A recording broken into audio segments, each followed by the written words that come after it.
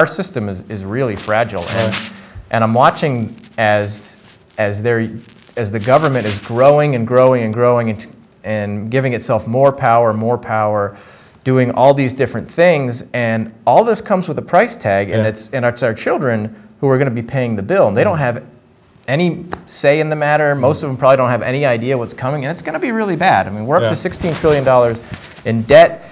And that doesn't include the unfunded liabilities, which are future debt for which no money's been set aside, like Social Security, Medicare, and all that. So if you if you put it all together, it's at a minimum of $75 trillion, which is more than the combined monetary wealth of the entire world. I mean, there's just no way to pay that off. So, and I had no idea about any of this my eyes started to open. I started to look more seriously into this, and I realized that I need to be involved. I need to understand where we're going as a nation. I need to understand what God's Word says about government, because it has a lot to say about government, and I never really noticed it until the past few years. And the Bible is just loaded with warnings about centralized control. And if you start reading the founders' words, they all knew this, and they understood that if you consolidated power in a small group or just one person or whatever, I mean, it was going to lead to corruption, it was going to lead to oppression, and that's why they wrote the Constitution, which is your line in the sand against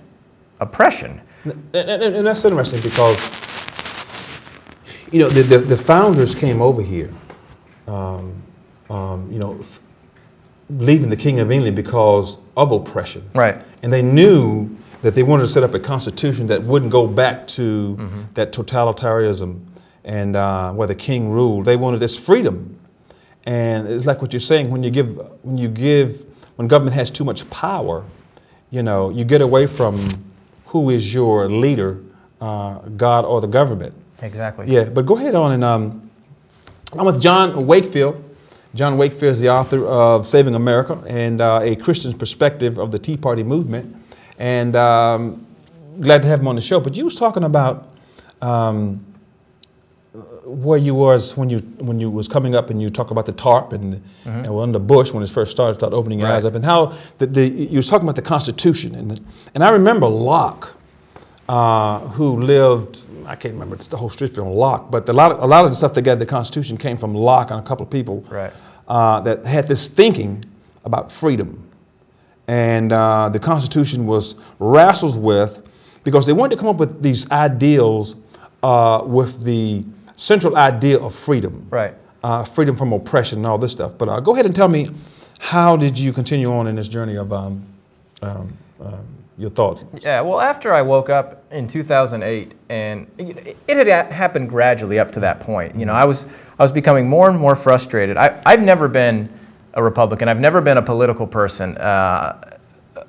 I've been an independent my whole life. But I generally thought that I sided more with the Republicans. I thought they were the party of fiscal responsibility, and then exactly. Yeah, that's a big joke now.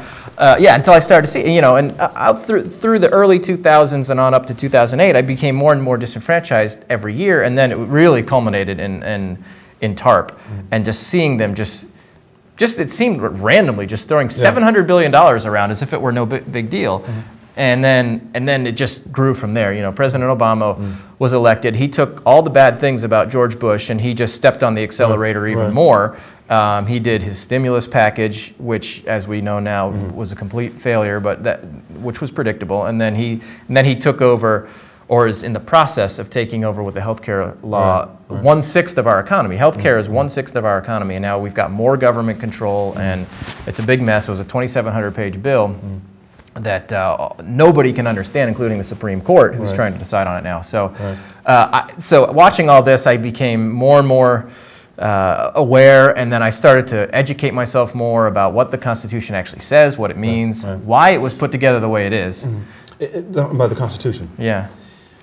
I think the last couple of years, I think I've read the Constitution more than I've ever read it before. Yeah. It's a very interesting document. I don't think many of our readers hardly know anything about the Constitution. I didn't know anything about it until recently. We're not even taught it in school. Yeah. And everybody, as important as the document is, you would think that it would be taught more in our education system. and sometimes in college. But you talking about the Constitution, studying the Constitution. But go ahead. Yeah, Declaration of Independence. Really trying to understand, and those two documents are actually not that hard to understand. If you read them, they're pretty straightforward. Oh, yeah. And despite what our politicians say and what they're actually doing, if you sit down and read those documents, it's pretty stunning what they're doing, and as opposed to what they're actually allowed to do. They've given themselves powers that the Constitution does not grant. And if we don't hold them accountable to that, they're going to continue to do it. And then, as you were saying earlier, the Constitution was written and the Declaration of Independence to protect freedom, but specifically it's freedom for the individual. It's man has been created in God's image, therefore his soul is worthy and his life has value, and he is worthy of protection of certain rights, life, liberty, pursuit of happiness, among others. And the Constitution was written to guarantee those rights, so no government could grow big enough that it could, for example, force you to buy a product that you don't want, which is health insurance. You know, that's one example. And if the health insurance law stands, if the Supreme Court does not overturn it, then the government now has the mandate that they can force citizens to purchase whatever product or service they want. They could move on. I mean, there's no end to the Constitution. There's no end to that. And there's something else you were saying that was so interesting about the Constitution. I'll have to come back to it. But getting around the Constitution, and I know what it was. It's about this